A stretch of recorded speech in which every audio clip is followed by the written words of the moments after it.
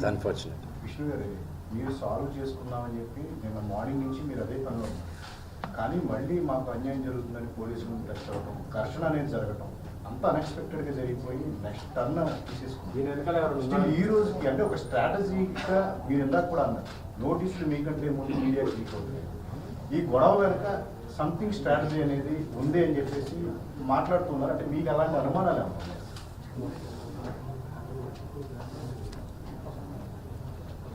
ఏది మాట్లాడినా ఇప్పుడు కాంట్రవర్సీ అవుతుంది. ఈరోజు ఈవినింగ్ దాకా వీఆర్ గివింగ్ ఛాన్స్ ఇన్వాల్వ్ అయిన వాళ్ళని టు బ్యాక్ ఆఫ్,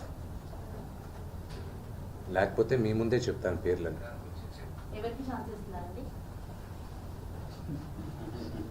అంటే క్లియర్గా చెప్తారు, అర్థమయ్యే వాళ్ళకి అర్థం అవుతుంది. మనోజ్కి ఈరోజు 5 గంటల వరకు ఛాన్స్ ఇస్తున్నారు, అంటే 5:30 వరకు. I never give time to the family. My family is like this. For people, అవసరమైన బయట వాళ్ళు ఎవరైనా ఇన్వాల్వ్ అవుతుంటే వాళ్ళకి చెప్తున్నారు, this is a family matter, do not involve అని. ఈరోజు మార్నింగ్ నుంచి we are surprised with the things. వ్యక్తులు ఎవరైనా సినీ రంగానికి రాజకీయ రంగానికి వచ్చిన వ్యక్తులు ఎవరైనా మనోజ్ గారిని కూడా ఇన్వాల్వ్ అవుతున్నారని డౌట్ మీకు ఉందా? I'm not going to answer that question. అంటే ఎవరు ఇన్వాల్వ్ అవుతున్నారన్నారు కదా. అఫ్ కోర్స్ మీడియా మహా అయితే మాకు తీసుకొచ్చి ఏం జరిగిందని అడుగుతారు, మీ తమ్ముడు కూడా నాకు అన్యాయం. So let me get back. Let's go back to the media thing. Like you said, like I want to clarify that. మీరు అడిగిన దానికి కూడా, okay, what happened was a heat of a moment. Okay, I want to clarify that.